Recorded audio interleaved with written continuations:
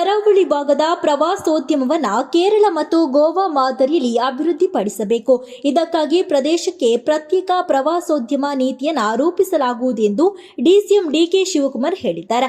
ಇವರು ಕರಾವಳಿ ಕರ್ನಾಟಕ ಪ್ರವಾಸೋದ್ಯಮ ಸೇರಿದಂತೆ ವಿವಿಧ ಕಾರ್ಯಕ್ರಮಗಳಲ್ಲಿ ಭಾಗವಹಿಸುವ ಸಲುವಾಗಿ ಮಂಗಳೂರಿಗೆ ಆಗಮಿಸಿದ್ದು, ಮಂಗಳೂರು ಅಂತಾರಾಷ್ಟ್ರೀಯ ವಿಮಾನ ನಿಲ್ದಾಣದಲ್ಲಿ ಮಾತನಾಡಿದರು. ಈ ಭಾಗದ ಪ್ರವಾಸೋದ್ಯಮವನ್ನು ಉತ್ತೇಜಿಸಲು ನಾವು ಹೊಸ ಯೋಜನೆಗಳನ್ನು ರೂಪಿಸಲು ನಿರ್ಧರಿಸಿದ್ದೇವೆ. ರಾಜ್ಯದ ಕರಾವಳಿ ಭಾಗವನ್ನು ಹತ್ತಿರದ ಕೇರಳ ಮತ್ತು ಗೋವಾ ರಾಜ್ಯಗಳ ಮಾದರಿಯಲ್ಲಿ ಮುನ್ನಡೆಸಲು ಸರ್ಕಾರ ಕೆಲಸ ಮಾಡುತ್ತಿದೆ ಎಂದರು. ಕರಾವಳಿ ಮಲೆನಾಡು ಮೂರ್ನಾಲ್ಕು ಜಿಲ್ಲೆ ಏನು ನಮ್ಮ ಕೋಸ್ಟಲ್ ಬೆಲ್ಟಲ್ಲಿ ನಾವು ಕೇರಳ ಮತ್ತು ಗೋವಾ ಅವರು ಯಾವ ರೀತಿ ಎನ್ಕ್ಯಾಶ್ ಮಾಡ್ಕೊಂಡಿದ್ದಾರೆ ಅದರಲ್ಲಿ ನಾವೆಲ್ಲ ಫೇಲ್ ಆಗಿದ್ದೇವೆ. ಕಾಂಗ್ರೆಸ್ ಸರ್ಕಾರ ಇರ್ಬೋದು, ಬಿಜೆಪಿ ಸರ್ಕಾರ ಇರ್ಬೋದು, ನಾವೆಲ್ಲ ಫೇಲ್ ಆಗಿದ್ದೇವೆ. ಜನ ವಲಸೆ ಹೋಗ್ತಾ ಇದ್ದಾರೆ. ಮಂಗಳೂರು ಜನ ಎಲ್ಲ ಸೌದಿ, ಮುಂಬೈ, ಬೆಂಗಳೂರು ವಿವಿಧ ಕಡೆ ಎಲ್ಲ ಹೋಗ್ತಾ ಇದ್ದಾರೆ. ಬಟ್ ಇಲ್ಲಿರುವಂಥ ಒಂದು ಪ್ರಕೃತಿ ಸಂಪತ್ತು 300 ಚಿಲ್ಲರೆ ಕಿಲೋಮೀಟರ್ ಏನಿದೆ, ಇದನ್ನ ಸರಿಯಾದ ರೀತಿಯಲ್ಲಿ ನಾವು ಬಳಸ್ಕೊಳ್ತಾ ಇಲ್ಲ. ಸೊ ನಾನು ಎಲ್ಲ ಶಾಸಕರ ಹತ್ರ ಮಾತಾಡಿದ್ದೀನಿ. ಪಾಪ ಎಲ್ಲ ಶಾಸಕರು ಕೂಡ ಅವರು ಭಾಳ ಆಸಕ್ತಿ ಕೂಡ ತೋರಿಸಿದ್ದಾರೆ.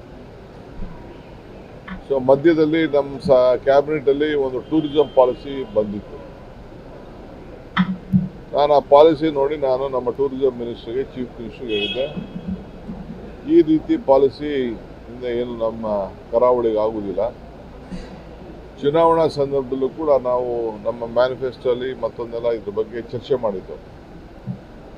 ಇಲ್ಲೇನಾದ್ರು ಒಂದು ಸ್ಪೆಷಲ್ ಆಸಕ್ತಿ ಮಾಡಬೇಕಾಗಿದೆ. ಸೊ ಭಾಳ ಜನ ವಿದೇಶದಿಂದ ಮತ್ತು ಮುಂಬೈ, ಬೆಂಗಳೂರಲ್ಲಿರುವಂಥ ಉದ್ಯಮಿಗಳು ಕೂಡ ತನ್ನ ಸ್ವಂತ ಊರು, ಬದುಕಿದ ಊರು, ಹುಟ್ಟೂರು, ನಾವು ಏನಾದ್ರು ನೀವು ನಮಗೆ ಸಹಕಾರ ಕೊಟ್ಟರೆ ನಾವು ಇನ್ವೆಸ್ಟ್ಮೆಂಟ್ ಮಾಡ್ತೀವಿ ಅಂತ ಅನೇಕರು ವ್ಯಕ್ತಪಡಿಸಿದ್ದಾರೆ. ಈ ಹಿನ್ನೆಲೆಯಲ್ಲಿ ನಾನು 2-3 ಬಾರಿ ವಿಧಾನಸಭೆಯಲ್ಲಿ ಮತ್ತು ಬೇರೆ ಕಡೆ ಎಲ್ಲ ಬಂದು ಇಲ್ಲೆಲ್ಲ ಬಂದು ನಾನು ಮಾತಾಡಿದ್ದೆ. ಇದೇ ವೇಳೆ ಅವರು ಸ್ಥಳೀಯ ಉದ್ಯೋಗ ಸೃಷ್ಟಿ ಕುರಿತಂತೆ ಮಾತನಾಡಿದ್ದಾರೆ. ಆಮೇಲೆ ಇಲ್ಲಿರುವಂಥ ಹುಡುಗರು ಇದೆಯಲ್ಲ, ಯಂಗ್ಸ್ಟರ್ಸ್, ಅವರೆಲ್ಲ ಭಾಳ ಪ್ರಜ್ಞಾವಂತರು ಕೂಡ ಇದ್ದಾರೆ, ಕೆಪಾಸಿಟಿ ಇದ್ದಾರೆ. ಎಲ್ಲ ಹೊರಗಡೆ ಹೋಗಿ ಹೊರಗಡೆ ದೇಶದಲ್ಲೂ ಕೂಡ ಭಾಳ ಚೆನ್ನಾಗಿ ಬೆಳೆದುಕೊಂಡಿದ್ದಾರೆ. ಅವರು ಎಲ್ಲ ಪಾಪ ನೀವು ಮಾಡೋದ್ರಿಂದ ನಮಗೆ ಅನುಕೂಲ ಆಗ್ತದೆ, ನಾವು ನಮ್ಮದೊಂದು ಫುಟ್ ಪ್ರಿಂಟ್ನ ನಮ್ಮೂರಿನಲ್ಲೇ ಇಡಬೇಕು ಅಂತ ಆಸೆ, ನಮ್ಮ ಜನ್ಮ ಕೊಟ್ಟಂಥ ಭೂಮಿ ಅನ್ನೋದು ಎಲ್ಲರೂ ಕೂಡ ಅಭಿಪ್ರಾಯ ಇದೆ. ಈ ಹಿನ್ನೆಲೆಯಲ್ಲಿ ಒಂದು ಪಾಲಿಸಿ ಮಾಡಬೇಕು ಅನ್ನೋ ದೃಷ್ಟಿಯಿಂದ ನಾನು ಆ ಪಾರ್ಟ್ನ ಕರಾವಳಿ ಪ್ರದೇಶದ ಟೂರಿಸಂ ಪಾಲಿಸಿನ ಪೆಂಡಿಂಗ್ ಇಡಿಸ್ದೆ. ಸೊ ನಾನೇ ಮಾಡೋದು, 4-5 ಜನ ಆಫೀಸರ್ಸ್ ಮಾಡೋದು ಅಲ್ಲ, ಕೆಲವು ಒಳ್ಳೆ ಆಫೀಸರ್ಸ್ ಎಲ್ಲ ಹಿಂದೆ ಎಲ್ಲ DC ಆಗಿ ಕೆಲಸ ಮಾಡಿದಂಥ ಅನೇಕ ಆಫೀಸರ್ಸು ಅವ್ರ ಹತ್ರೆಲ್ಲ ನಾನು ಚರ್ಚೆ ಮಾಡಿದ್ದೇನೆ. ಅವರು ಎಲ್ಲ ಬೇಕಾದಷ್ಟು ಗುರ್ತು ಮಾಡಿ ಇಟ್ಟಿದ್ದಾರೆ. ಅವ್ರ ಹತ್ರೆಲ್ಲ ಚರ್ಚೆ ಮಾಡ್ತೀನಿ, ಅವ್ರ ಅಭಿಪ್ರಾಯನೂ ತಿಳ್ತೀನಿ, ಅವ್ರಿಗಿರೋಂಥ ಕನ್ಸ್ಟ್ರೆಂಟ್ಸ್ ಏನಿದೆ, ಅವ್ರಿಗಿರೋಂಥ ಸಮಸ್ಯೆಗಳೇನಿದೆ, ಸರ್ಕಾರ ಅವ್ರಿಗೆಲ್ಲ ಏನು ಸಹಾಯ ಮಾಡ್ಬೋದು. ಇಲ್ಲಿ ನಾವು ಸರ್ಕಾರ ಕೊಡೋದು ನಮ್ಮದು ಇನ್ವೆಸ್ಟ್ಮೆಂಟ್ ಕೆಲವು ಇನ್ಫ್ರಾಸ್ಟ್ರಕ್ಚರ್ ಇರ್ಬೋದು, ಅದು ಬಿಟ್ಟರೆ ಇನ್ನೇನು ಜಾಸ್ತಿ ಇರುವುದಿಲ್ಲ ಪಾಲಿಸಿ ಅಂತ ಮಾಡೋಂಥ ಸಂದರ್ಭದಲ್ಲಿ. ಸೊ ಪ್ರೈವೇಟ್ಗೆ ಹೆಚ್ಚಿಗೆ ಪ್ರೋತ್ಸಾಹನ ಕೊಡಬೇಕಾಗ್ತದೆ, ಕೆಲವು PPP ಮಾಡಬೇಕಾಗ್ತದೆ. ಈ ಹಿನ್ನೆಲೆಯಲ್ಲಿ ಕೆಲವ್ರ ಹತ್ರೆಲ್ಲ ಮಾತಾಡಬೇಕು. ಮತ್ತು ಕರಾವಳಿ ಪ್ರದೇಶದ ನಮ್ಮ ಉಡುಪಿ ಇರ್ಬೋದು, ನಾರ್ತ್ ಕೇಂದ್ರ ಇರ್ಬೋದು, ಸೌತ್ ಕೇಂದ್ರ, ಸ್ವಲ್ಪ ಮಲೆನಾಡು ಭಾಗ, ಇವೆಲ್ಲ ಹೊಂದ್ಕೊಂಡಿರೋದ್ರಿಂದ ಇವ್ರ ಹತ್ರೆಲ್ಲ ಕೂಡ ಮಾತಾಡಿ ಜನಪ್ರತಿನಿಧಿಗಳು ಒಂದು ರೌಂಡ್ ಬೆಂಗಳೂರಲ್ಲಿ ಮೀಟಿಂಗ್ ಮಾಡಿದ್ದೆ. ಈಗ ಉದ್ಯಮಿಗಳು ಮತ್ತು ಜನಪ್ರತಿನಿಧಿಗಳು, ಯಾಕೆಂದ್ರೆ ಅವರು ಸಹಕಾರ ಕೊಡಬೇಕು. ಅವರಲ್ಲಿ ಏನು ಕಂಡಿದ್ದಾರೆ ಜನಪ್ರತಿನಿಧಿಗಳು ಅವ್ರು ಹೇಳಬೇಕು. ನಮ್ಮ ಇಲ್ಲಿರೋಂಥ ಇನ್ವೆಸ್ಟರ್ಸು, ಡೆವಲಪರ್ಸು ಅವ್ರಿಗೇನು ಕಂಡಿದ್ದಾರೆ ಅಂತ ಅವ್ರು ಹೇಳಬೇಕು.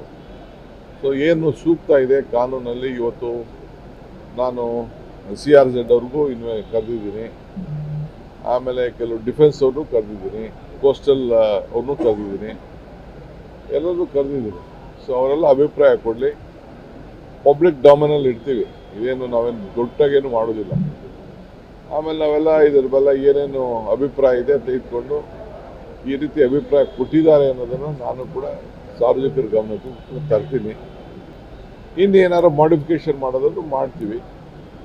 ಒಟ್ಟಾರೆ ಈ ಭಾಗದ ಅಭಿವೃದ್ಧಿ, ಯಾಕೆಂದರೆ ನಾನು ತಿಳ್ಕೊಂಡಂಗೆ ಸ್ವಲ್ಪ ಹಿಂದಿದ್ದೀವಿ. ಒಂದು 5 ಸ್ಟಾರ್ ಹೋಟ್ಲು ಇಲ್ಲ, ಒಂದು ಟೂರಿಸಂ ಡೆಸ್ಟಿನೇಷನ್ ಪಾಯಿಂಟ್ಸು ಇಲ್ಲ, ಇವೆಲ್ಲ ಕೂಡ ಇದೆ. ನಾನು ಬೇರೆ ಬೇರೆ ಪಕ್ಕದಲ್ಲೆಲ್ಲ ನಾನು ಕೇರಳ ಹೆಂಗಾಯಿತು, ಗೋವಾ ಹೆಂಗಾಯಿತು, ಇದ್ರ ಬಗ್ಗೆ ನಾನು ಚರ್ಚೆ ಮಾಡೋಕ್ಕೆ ಹೋಗೋದಿಲ್ಲ. ಸೊ ನಮ್ಮಲ್ಲಿರುವಂಥ ಸಂಪತ್ತನ್ನು, ನಮ್ಮಲ್ಲಿರುವಂಥ ಯುವಕರ ಏನು ಕ್ರಿಯಾಶೀಲತೆ ಇದೆಯಲ್ಲ ಅದನ್ನು ಬಳಸ್ಕೊಂಡು ನಮ್ಮ ಜನನೇ, ನಮ್ಮ ಸ್ವಂತ ಜನ ಬೆಳೀಲಿ ಅನ್ನೋದು ನಮ್ಮ ಆಸೆ.